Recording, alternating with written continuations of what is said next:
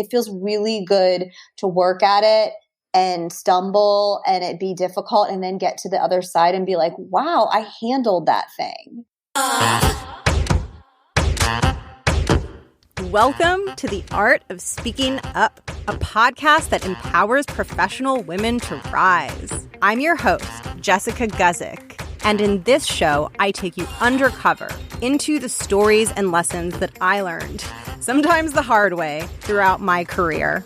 I also talk with working women, leaders, and coaches to show you that no matter what your struggle is, and no matter what your career goals are, you already have all the talent that you need to succeed.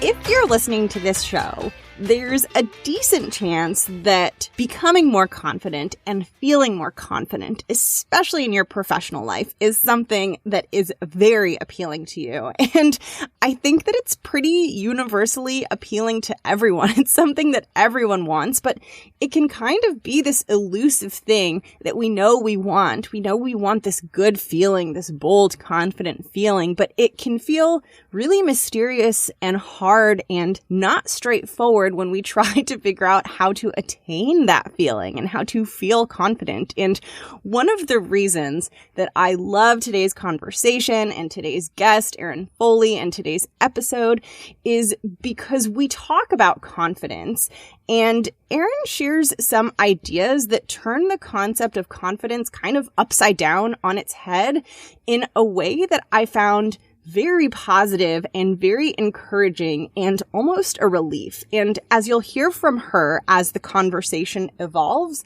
it's not about feeling good all the time. It's not about doing the best all the time. It's not about being perfect all the time. It's actually about those not so good times, those imperfect times, those ugly times, those feeling awful times.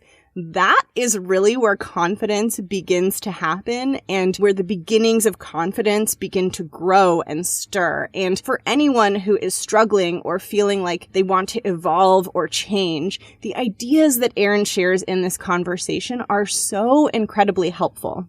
Now, this is part 2 of my conversation with Erin.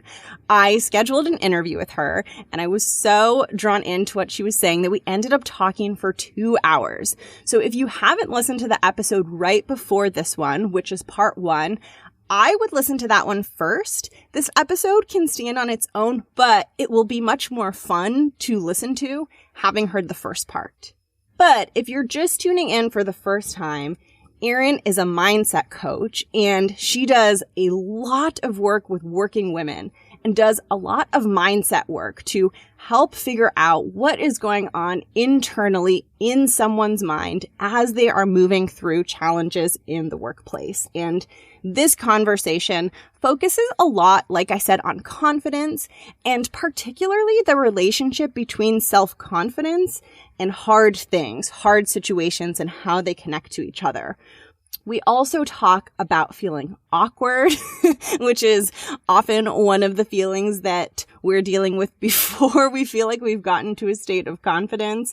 We talk about setting goals and why it can feel so hard when our goal feels really far away or it feels like we're not moving closer to it. We talk about playfulness and the importance of having a playful attitude. This conversation was so much fun. I am so excited for you to hear it. I hope that it shifts your mind in the same way that it shifted my mind. And I hope that you fall in love with Erin in the same way that I did. So with that, I don't want to keep you from this conversation any longer. Let's jump into part 2 of my chat with Erin, and I'll catch you at the end. So we're going to pivot now to talking about confidence, which is one of my favorite topics. I know it's a topic a lot of people are interested in also. Yeah. And so the first thing I want to get your thoughts on is this idea of what it means, what it looks like to be a quote unquote confident professional woman. Yeah. Like, what is your view on that? What does it look like? What should it look like? So I think that I love this question because I think we all have this very superficial image of what we think confidence is. And we tend to associate it with like the person who is mastered their job and they're sort of assertive and they speak loudly and, they're in the power suit and their heads up high. So we tend to, there's probably like a person. Many of us have like a person that we see and we're like, oh, they are so confident. And a lot of people have what I call contingent confidence. I totally fell into this category the first half of my professional life. And contingent confidence is like, I'm confident so long as I am in a space where I've mastered the role and I'm getting consistently the feedback that I desire. So like, I was definitely confident as a professor. I felt like I was good at it. My students told me I was good at it. People who observed me told me I was good at it. So everything was like check, check, check, check, check. But if you took me out of that role and you threw me into something new, you asked me to try something different, you pushed me beyond that space, everything crumbled. And I immediately was like, ugh. And I couldn't, like the feeling of like taking on a new challenge, failing at something, making a mistake, just I couldn't handle it. Like the first semester that I got bad student evaluations, I was going through a divorce. I was totally disconnected from this class I was teaching and I did not show up well for it. And I got chewed out by like 7 to 10 students in the evaluations. And that had never happened to me. And you would have thought like the universe had come crashing down. And I remember going to my department chair and being like, oh my God, and thinking it was like the worst thing. And he was like, I can't believe you've gotten this far in your teaching career. And this is the first time you've like had crappy student evaluations and had a class not go well. He's like, he said to me, like, the level at which you're squeezing this and your expectations of yourself are so high, you're going to burn out. You'll never be able to maintain this, which I couldn't register at the time because I didn't have any real distance on what was happening. But I had contingent confidence. So in a new situation with a new challenge, I could not stay confident. So to me, what's so interesting is that people that are really confident and have success in their life and fulfillment in their life, they have a growth mindset. They're not confident all the time, but they believe in their ability to become confident in new situations, and they believe in their ability to handle challenges. So it's an internal state, and the internal state is actually, oh, I can take on this new challenge and not be great at it, but I know I can get better at it. I can stumble around. I can eventually probably master this, get a grip on what's happening. I'm going to feel good in that role. That's what actual confidence looks like. It's not the person who's squeezing at it so tight and has everything mastered. It's the person that feels like I'm able to be confident in this situation, less in this situation, but I'll be okay. You have a sense that you'll be okay moving through different challenges, and you have a sense that you're allowed to grow. You have a sense that you can handle mistakes and failure. Real confidence means you can handle a mistake or failure. If you're running from mistakes and failure and petrified of them, you have contingent confidence. You're struggling to really feel like you can handle what comes with evolving through our life and moving into different spaces. So the person that you see at work who appears to have everything just so tightly in place, I'm telling you, those women show up in my coaching all the time. And what's going on inside of their heads and what's going on the minute they get negative feedback is often not at all what you see on the outside. I see them on the other side of my computer screen saying, oh my God, I got negative feedback, or I'm in this new role and I've been a master at this thing my whole life and now I'm crumbling. And I'm here to tell you that those people that you often think are unbelievably confident are often contingently confident. And so don't strive to have what they have because it doesn't feel good. They're often squeezing at this one tiny thing that they've mastered, but they're not going to be able to move calmly through other challenges in their life. What you really want is a growth mindset. Wow. Can you talk a little bit about having a playful attitude, or this idea of playfulness and what that can do for a growth mindset or for difficult situations? Oh my gosh. Playfulness is what like my current coach that I work with now uses all the time with me. I love that you said that. Yeah. It's how I can almost identify with myself when I'm like squeezing at things too tightly. It is like thinking about the riding the bike thing. You know what I mean? Like you're new, or you're trying something different at work, or you're trying to land this client for the first time. Playfulness is key because you almost can laugh at, oh my God, I got on that call and I didn't know what I was doing. Like I panicked. I freaked out. It would happen to me like doing this course where I'm the mindset coach and I work with this really powerful, great businesswoman, and we'll hop on and technology will fall apart, and then we'll be answering people's questions, and all of a sudden a question comes and we're both kind of like stumbling around it and we couldn't find the answer, and we'll get off and we'll be like, oh my God, like what just happened? I was panicking. And she'll be like, yeah, I was panicking and I couldn't figure out, did I know the answer? And then I lost my train of thought. And so just like, it's really just the same thing you would do like if you had a 4-year-old kid and they're trying to learn something or they're playing with something. You would be sort of gentle, playful, curious about it. And we just lose the ability to do that with ourselves. That, of course, you're going to fall on your face sometimes. You're going to stumble over your words. Your armpits are going to sweat through in a presentation, and you're going to be like, oh my God, can people see the sweat on my armpits right now? Like, those things don't mean I don't have it together. I'm doing something wrong. What's the matter with me? It's like, I always just laugh and think like, oh my God, the human experience is such a nightmare sometimes. Yeah, it really is. And, I'm really glad that you like started talking about those seemingly like quote unquote like little things, but that can fill us like with deep feelings of anxiety. Because I know another big struggle, particularly for I think women and some who are listening, is like this incredibly deep discomfort in your own skin. And I can certainly speak to my experience, but on the outside, when I look back at it, like in some ways I can like laugh and be like, oh my gosh, I felt so awkward. Like I said that awkward thing. But when I was experiencing it, it felt so dark and like so just horrible. Mm-hmm. It really was such a tough experience. And I think that that's something that a lot of people feel. And then I also think they feel bad about themselves for feeling that way. For feeling that way instead of showing themselves like just a little bit of compassion. Yeah, I was on a Facebook Live with a business owner the other day doing, a big thing for her audience. And I was so tired and we hadn't done it in a while. And my brain, when we first came on, was saying to me over and over again, you have zero things to say. Like, you've lost your ability to think critically and to problem solve. You're so tired. I kept thinking, and we were answering people's lives questions, and my brain was like, you can't answer any questions. You don't know anything about anything anymore. Like, your brain is emptied out. And then it started to think, I wonder what would happen if I passed out in the middle of this. Like, we're on live. And I'm so tired. Like, what happens if I hit the ground and it played through this weird scenario of me passing out? And all of this is happening mentally, right?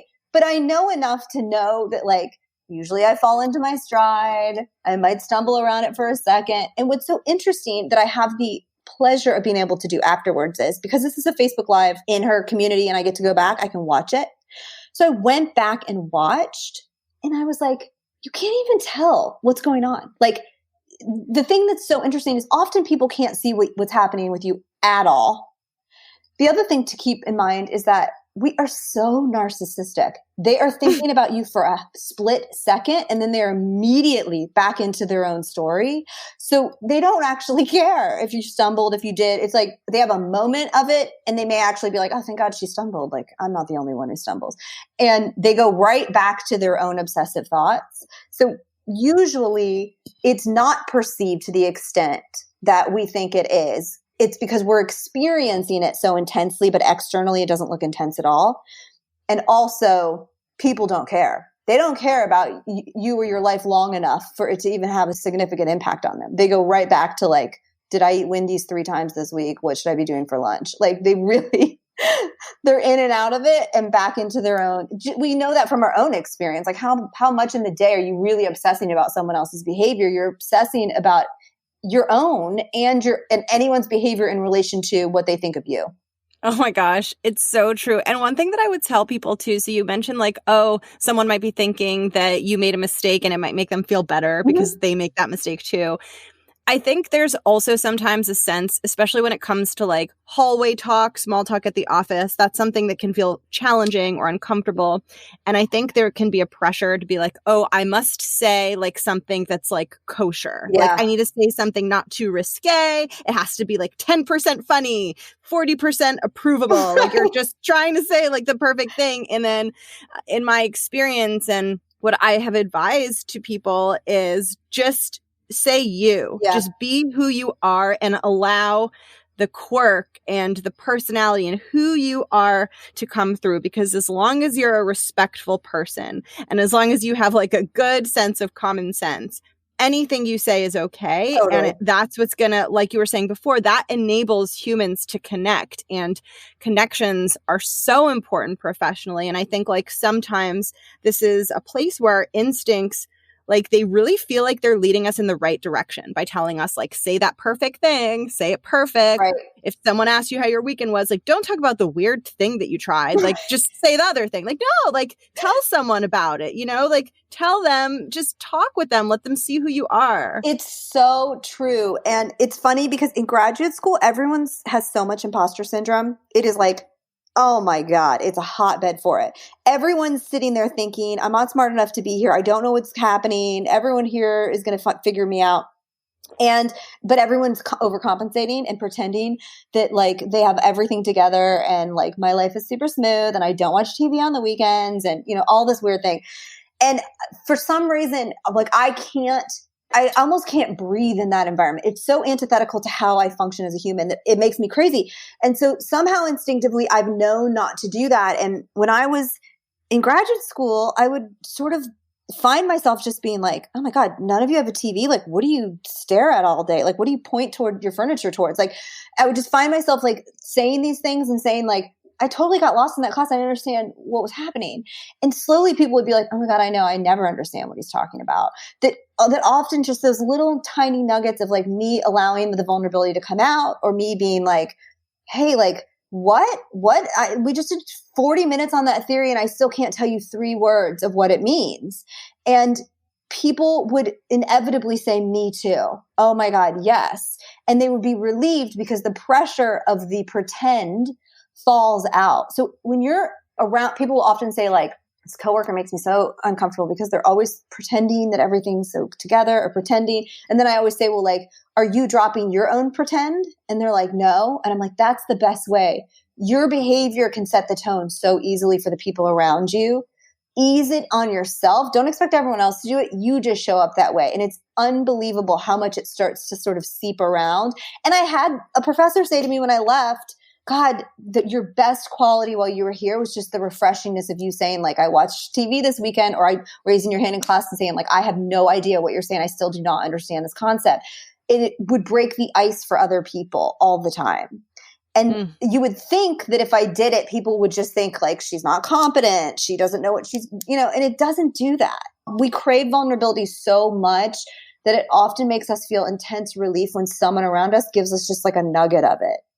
This was huge for me. Like one of the biggest step function improvements that I made professionally was like to get over this story I had that if I wasn't understanding something and it wasn't going in the first time, I needed to make sure no one knew that. And I just, instead of asking the question in the meeting, I had to just go back to my desk, reread my notes 50 times and force it to make sense. And this is something that a lot of people face, and it's not realistic. And the other thing too is that we all communicate so differently. We all understand the world so differently. And so someone can say something that makes sense to them, and just because it doesn't make sense to someone else, it means nothing about either person's intelligence or worth or anything. 100%. Absolutely. And usually someone else in the room doesn't understand it. That is the truth. So if you're confused, someone else whose brain functions like yours is also confused. I mean, that is the truth. I know that as a teacher, right? When I taught and my students, when someone was confused, someone else was always confused.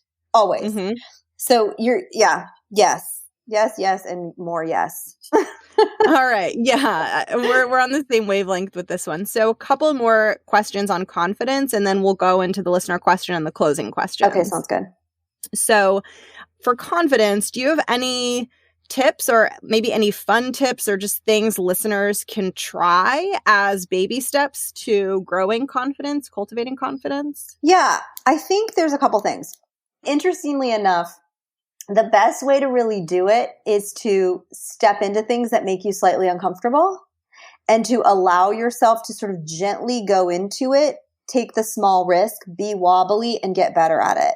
because it's what you're really craving and wanting when you want that deep, deep confidence is to be able to not be so afraid of the change, not be so afraid of the judgment. And like people think the way you deal with, like, if you have a super big fear of people judging you, we often think the best way to handle that is to control our lives so that we think we're never being judged. And I'm like, no. The best way to handle that is to be judged and let yourself see that it's totally fine. It's to not run from the thing that you're afraid of. And so one of the things I did, so silly, but I like started taking dance classes again, like in the middle of my sort of mental meltdown when I was trying to figure out what I wanted with my life and was feeling so perfectionistic and everything was so tightly wound. And I was terrified because I was like, I'm like a grown ass woman going into this class who doesn't really remember what I'm doing with anything. And I'm going to look silly and I'm terrible at remembering, how to choreograph or whatever. And so I just like went in and let myself like look stupid and not know what I was doing. Of course I was judged. Like I was a new woman in the class. People were like, who is she? And what's her story? And, naturally their brains are going to do that because of course they're judging in group, out group, just like everyone else. But it's not about me. Those judgments are about themselves and evaluating if they're okay and all of that. And I had to just go in, let myself be judged, be bad at it, get a little bit better at it, get more comfortable at it. And it was so fun because it like increased my confidence so significantly because I was just like, oh, I can do things I want to do. Even if I'm uncomfortable, I can get better at them. I can tolerate people possibly judging me in this new space. And I think it's the same way in our professional lives that you take these sort of calculated small risks and you step and you step and you feel scared and you work at it. We feel good when we watch ourselves master something. It's not that we just feel good when we get to the destination of mastering. It feels really good to work at it and stumble and it be difficult and then get to the other side and be like, wow, I handled that thing. That's really how you want to build the muscle. Yes, the self-talk matters and it matters what your mind is doing and learning those tactics, but in conjunction with some actions that let you really build the strength. I want you to feel strong enough to handle changes, risks, going after what you want. I don't want you to think you have to control it all the time so that everyone perceives you as performing excellently all the time. That's not how you feel confident. Oh, I love that so much. And I've been experiencing this, like I'm on the tip of a glacier of a new feeling. And it's really interesting because I feel like everything you said has been starting to sink in for me in a new way. And this might sound really weird, but I've been having these moments where like when something is really hard or like you're in that space of like, oh, I don't feel confident. I'm seeing this beautiful side in it where I'm like, oh, this feeling means that I get to grow. Yes. And like if I suffer or move through pain, I create this magic in my life through that. And I don't know, I can't even really put words to it. And it's still like not fun. And this doesn't happen all the time. But I just kind of realized like if I was good at everything or everything was good all the time, my life would lose so much richness. And like this is why we like watching sad movies and stuff like that. Like in those moments, that's where part of our life experience is. And even though it's not enjoyable, that's not synonymous with saying it doesn't have value. Yeah, it's true. And it's fascinating because we grow up in sort of a self-esteem-y culture and we think that what we want is this general sense of high self-esteem. But that's not actually correlated with any real success. It's having a confidence connected to something that you've worked at and mastered and then moving through processes. That's actually tangibly what research shows makes you feel good and feel fulfilled. So we kind of think we need to float around and just like feel good about ourselves all the time and be like, I'm a snowflake and I'm amazing. And we do all these like affirmations in these sort of detached ways. But what you actually want is, and what we crave is that sort of productivity, connection to something, working through something, making it to the other side, knowing I can get better at something. That actually makes you feel better. And it's actually more correlated with success. Oh my gosh, yes. And I think that this is so, so important for women's empowerment because so we don't have enough women at the top, right? It's Yeah. so male. And there are also, beyond just women, there are also deep issues of diversity. And Totally. it's a funnel, right? So the way that I think about it is people who are starting their careers, I want them, if they want big things and they have leadership inside of them and they dream of big things, like I want anyone to see any end goal that they want for their career as a possibility for themselves without discounting it because I'm awkward, I'm this, I'm that, I'm X, I'm Y, I'm Z. Because my theory is in those things that you're struggling with, those are going to help you get there. And when you get there, they're going to help you be so effective. And like, I think it's just so autopilot for us to say, that's not for me. I can't have that because I'm missing these things. And I just like, I just really want people to understand you can be missing 100,000 things right now. First of all, you're probably not missing as many things as you think, but even if you are, it's okay. Everything's open to you if you're willing to move yourself through something difficult. It's true. And it's true that we get so attached to viewing particular pieces of like personality characteristics as some being like good and valuable and equated with success and others not. And it's so inaccurate. Like, oh, I need to be extroverted in order to be successful or get the thing. Oh, I need to be someone who's like super assertive and speaks really well. I need to be, and like oftentimes we can look at various positions in leadership and see that they don't share consistent personality types, that there's an array of different personality types that they share a consistency in like creating a strong vision or in being persistent and open and like things that don't have anything to do with how you work or how you process or how you speak or things that we have this weird thing. Like my introverts will often think that their introversion is like not an asset. And I'm like, introverts are a huge asset. They're slower processes. They're more pensive. They think through things like on a deeper level. Like we need them and we need them in all kinds of different roles. So it's often part of your superpower. It's not a weakness. And that's a huge, huge trap that many of us fall into where we think if I don't have these 6 things, then somehow I'm not going to be successful in my life or in my career, can't have the things that I want. And it's not true. Oh my gosh, that went right in. Kate, with that introvert comment, you're definitely inside parts of my brain for sure. No question. No question about it. Yes. Okay. So last quick question before we pivot. Can you just talk a little bit about the time it takes to make progress and patience? Yeah, for sure. And one of the biggest things that we tend to do as humans is we look at the top of the mountain a lot. So here we sit and like, you want to be CEO or you want a position where you're like, I want to make $200,000 a year working in this place at this company.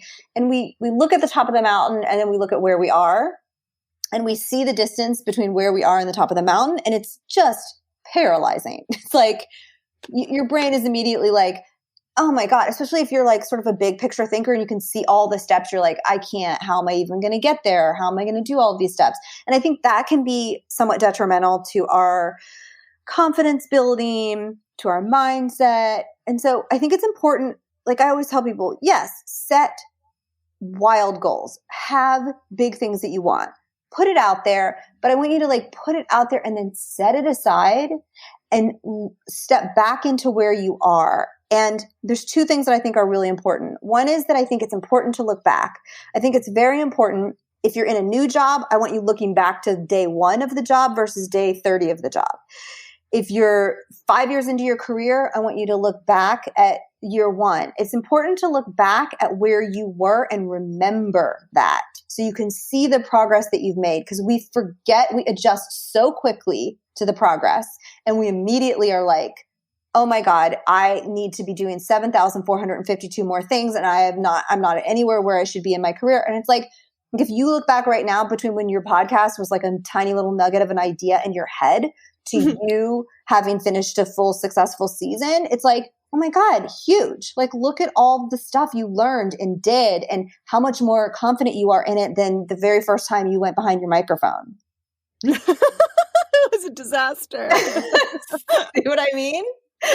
but how often your brain will want to ignore that and just look at where you want to be, what you want to be in the future with it. So I think you have to look back and you have to let yourself see the progress, because you always want to compare yourself to an older version of you. Don't keep comparing yourself to other people, because that's all we can really look at. Who was I last week and where am I today? And you, of course, in context, because I'm not going to compare myself to my professor role after having been in it for 8 years and then being 4 years into a business owner. That's not a fair comparison. I'm going to compare myself to year 1 in my business and where I am now. The second thing that's super important, I think, to do is to then take the mountain and make tinier hills in front of you. So find the thing that you're working towards and make it much more tangible and in your vision, so that you're not always looking at the top of the mountain. Particularly, the top of the mountain makes you feel anxious. Listen, like I always said, if you look at the top of the mountain and it motivates you and you feel good, I'm not going to take it away from you. Great. Look at the top of the mountain. But if you are someone who feels overwhelmed by that, find a small piece on the path that you're moving towards and make that your focus, so you can see yourself making progress towards that. Because ultimately, if you can't get to the point where you're enjoying the process to get to that next step, then you're not in a process that aligns for you. Right? Because the destination's not going to give you the giant fireworks show that you think. You're just going to create a new destination. I'm going to get to the top of the mountain and I'm going to be like, here I am, 4 years into my business. I'm making $500,000. Great. Now I'm going to look at the next mountain peak. So it's not even going to give me satisfaction. I want to make sure that when I set my goal, I set financial goals each year in my business, that I'm enjoying the process of getting to that goal. If I am, I know, cool, I'm aligned. Like, I'm doing something that works for me. I'm aligned in this process and reaching these goals. If it feels super crappy each time I reach that goal, I probably am in something that doesn't fit for me and the process isn't working. Like, the process feels bad. So that will help you see your own progress, reach those small peaks, instead of looking at the top of the mountain all the time. That is so, so, so helpful. And before we go to the listener question, I want to hear what it's like to work with you and what type of person is a good fit for coaching. Like, what type of person are you like, oh yes, this person I can really help? So anyone who is listening to the things I'm saying and saying, oh my God, me, she's in my head, is usually a pretty solid fit. What I do is coaching. I have coaching programs as one-on-one. And, one of the big ones is people that are in a sort of new job or a new role of some kind, and they are really sort of struggling around, is this a fit for me? You're worried about your boss or coworker all the time. You're in a space of fearing judgment constantly. You're questioning your competencies a lot. That's a client that's really common for me. And the one-on-one work really, really eases that transition for people. And, new is somewhat subjective. Like, some people are 6 months into a new job. I have people that are like 2 years in and they're still just feeling so shaky and they're still just questioning themselves all over the place. And either of those are really great fits for me. Also, people who are like really having personal conflicts, like they're struggling a lot with a particular coworker. They're struggling a lot with their boss. They can't get out of their head. They're consumed with this person's behavior, or how they're thinking about them, or how they, show up at work. We can clean that stuff up, and it is a game changer for your work experience, because there's nothing worse than having someone that you feel like is sort of robbing your brain of any kind of happiness throughout the day and you're fixated on it. Cleaning that up is big, big, big in terms of coaching. Amazing. And for people who haven't done coaching, what is it like? It's hard to explain. It's so funny because I just had a client, she signed up with me, and we did a quick consult. Usually I do some coaching in the consult, but we did a quick consult so she didn't get like into the juice. And we finished our first session. She was like, oh my God. She was like, I kind of thought you were just going to like give me advice and stuff, which I was like happy for. And I thought was going to be great. But she's like, I didn't know you were going to like climb inside of my mind and shift all of this stuff. So it's trippy. I'm not going to go like, hey, lay out all your deepest, darkest secrets on the table, and now we're going to pick them apart. It's not that. It is that we're going to get into the particulars of the situations that you're dealing with. And I'm really going to use tools that slow your brain down and help you release the obsessiveness, the feelings that you have around it. I'm cognitively kind of almost retraining your brain to see something differently than the way it sees it. And the way that it shifts will give you tons of relief, and it helps you show up very differently. Because when you can release that, suddenly you show up to the feedback conversation differently. Suddenly you show up and you are almost sort of performing with more ease because you're not stuck in this space where you're reacting to the people around you a lot. So it is trippy. I mean, I describe it as trippy, but it's not scary. It's actually really fun. Good trippy. Yeah, good trippy. Trippy in a good way. And I'll put in the show notes also, but what's the best way to get in touch with you? Yeah, so you can go on erinmfoley.com. It's Erin M for Marie, because Erin Foley is a comedian and she had erinfoley.com, so I couldn't take it. I saw that website when I was looking it up. I was like, oh no. So yes, erinmfoley.com, and you'll see two little boxes that pop up, one for business owners and one for my professional women. So click through the professional women. You'll see content. I've got videos that can help you. And you can hop on and grab a free consult. And if you're not sure, like, do I want to do coaching? Am I a right fit for it?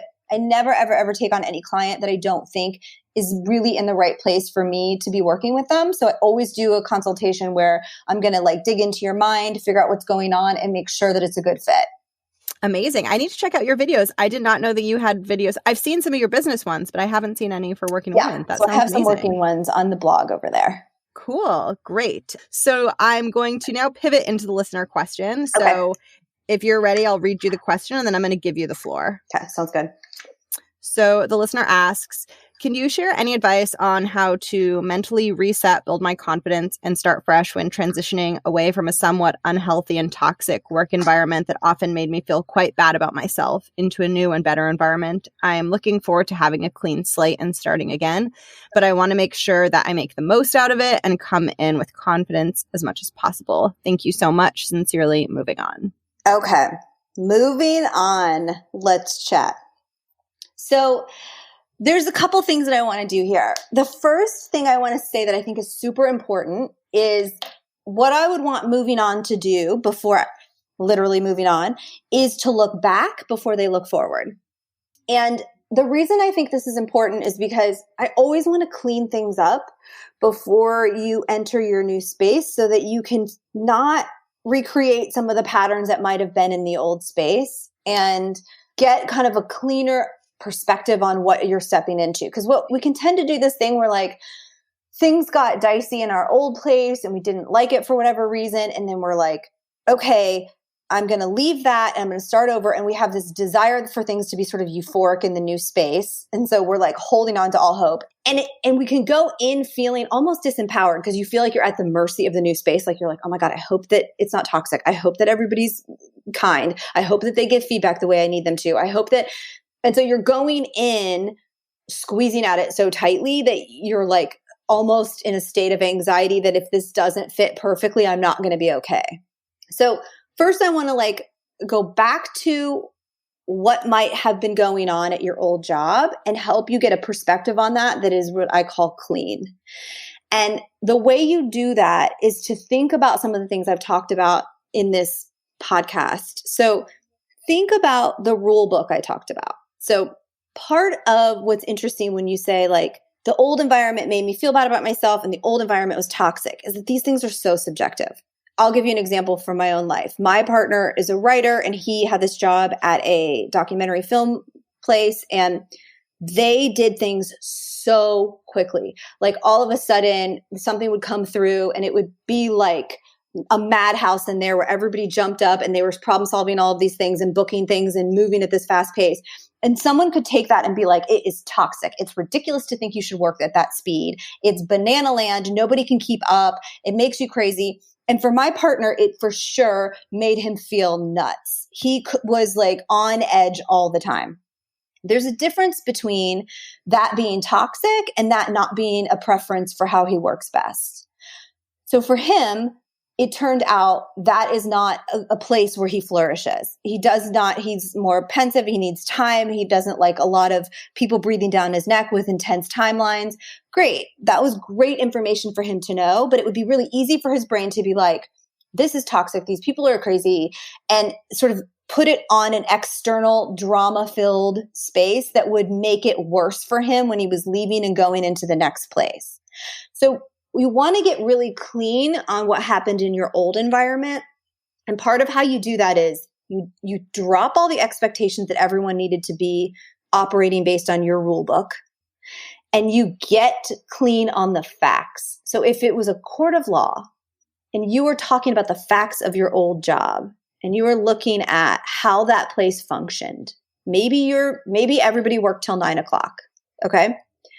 It's easy to make this mean this place is crazy. Everybody's nuts. Nobody has any boundaries. This is toxic. People don't have work-life balance.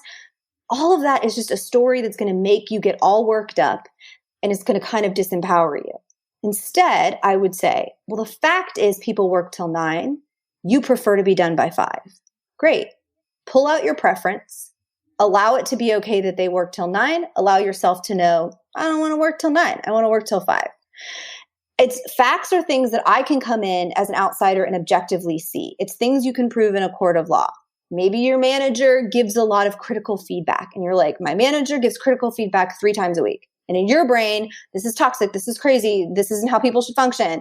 I would say, just to flip that to the fact, I prefer 50-50 positive and negative feedback. I need to hear 50% of the time. So I need a manager who gives me 50%. And if you can pull all drama out of it and all they should have, why didn't they?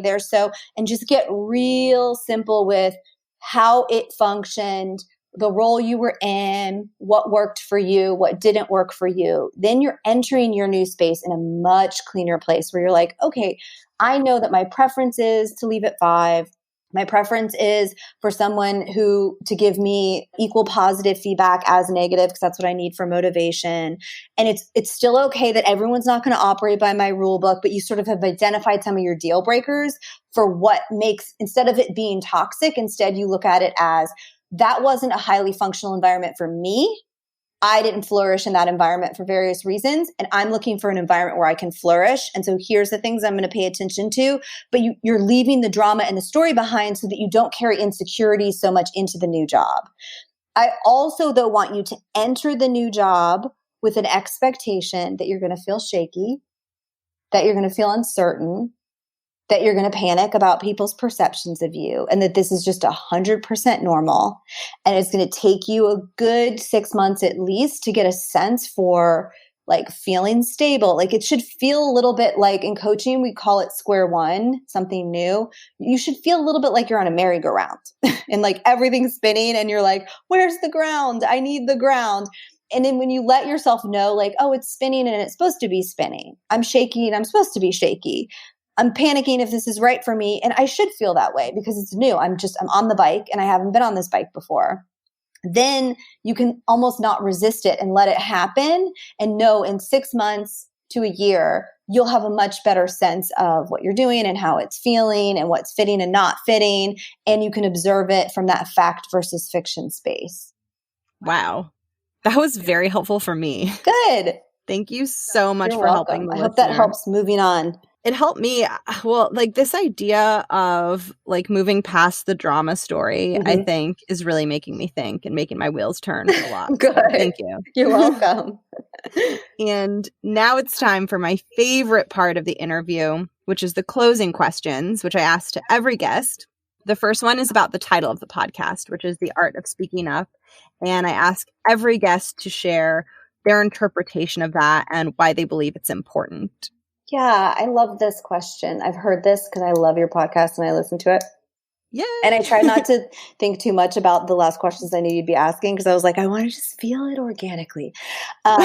Mind-body connection. Right? Mind-body connection. I think that I think that speaking up, what I would encourage listeners to think about is you want allow speaking up to be speaking up in ways that really resonate for you. So there's this kind of literal definition that we tend to put on it where we see the really opinionated person at the meeting who talks a lot and, is assertive and strong and great, right? Fine. That's her. But like I said before, we need an array of different personality types in our organizations. I have a client who's in a powerful position, female at an organization, and she is not a fast processor. She processes things more slowly. She needs to think through things. She's a little bit more thoughtful. She's not someone on the spot that has 6 things to say during a discussion. And it was easy for her to beat herself up and be like, I need to be showing up to these meetings and contributing more and doing. And the reality is, speaking up for her in the way that serves her best is, we have her planning some of the things. We have her thinking through some of the points she wants to make in a meeting ahead of time.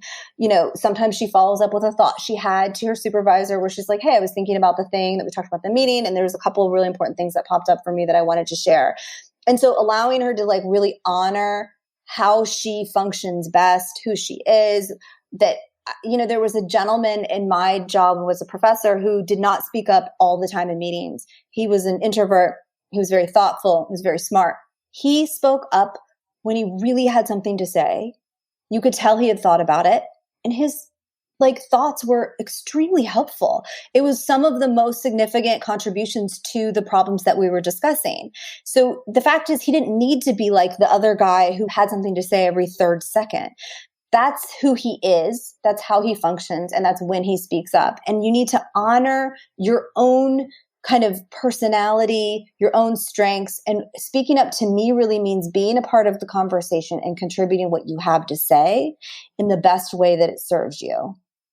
That was so beautiful. And I felt that so deeply. And that perspective just means a lot to me personally. And Good.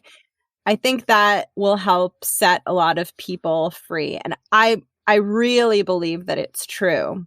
So I'm so glad that you went into that. And I need to highlight something that you said, because this is so important for people who don't speak up a lot at work. So that person you mentioned who usually doesn't talk, but when he does share, it comes off very powerfully. Like this is huge. I have seen this play out in meetings, at work, in professional spaces. Like, people who talk all the time, everyone gets sick of them. Mm-hmm. Not like they hate them, but we're used to hearing them talk. When someone who doesn't speaks, people listen. Totally. And it's usually good. And that is an asset. That is a way to get noticed. And so that is a huge source of value, and people should hold on to that. And yeah, we don't have to be something that we're not. We don't. And it really just doesn't serve you to be.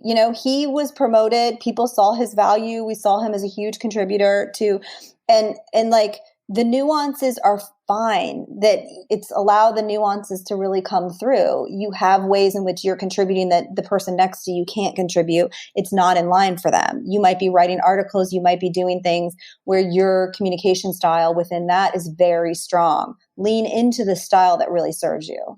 Oh my gosh, yes. Our authenticity is where the power in authenticity is 100x stronger than trying to do the thing you think you should do. It is. It definitely is.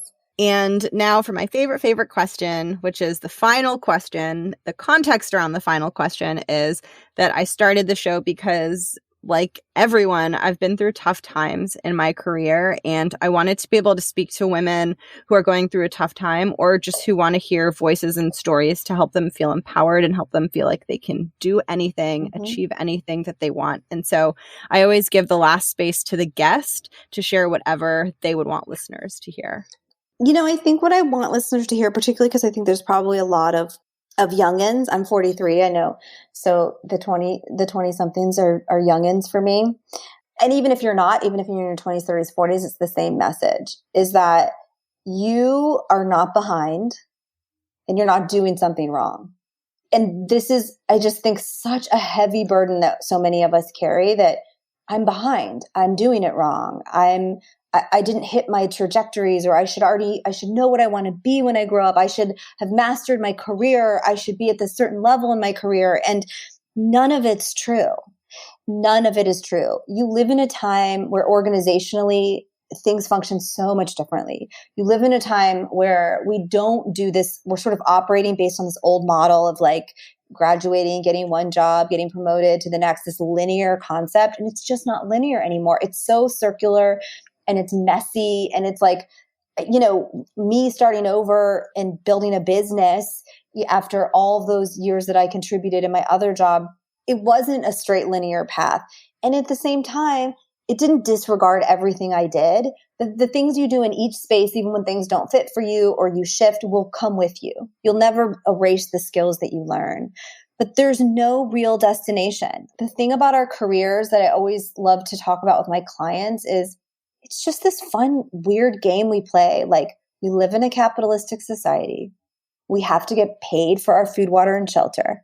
So we're playing this game where we're like, okay, how can I use my strengths to make money so I can feel productive and so I can have food, water, and shelter?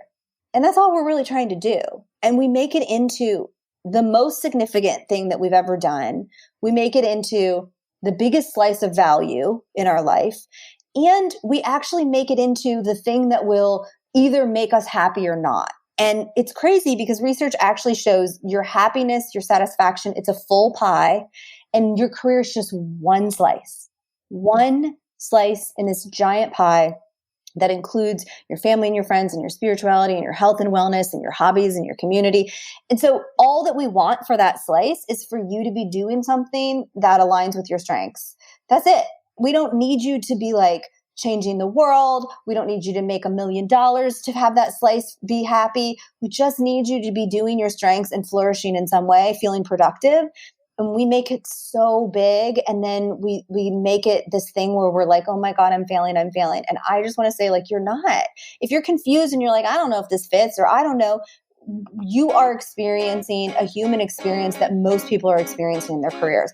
And many people aren't sure. And many people at many levels say, I think I want to change, or I'm not sure if I picked the right thing, or I don't know if this role is right for me. So just know it's kind of part of this weird and interesting process of how am I going to get paid for food, water, and shelter?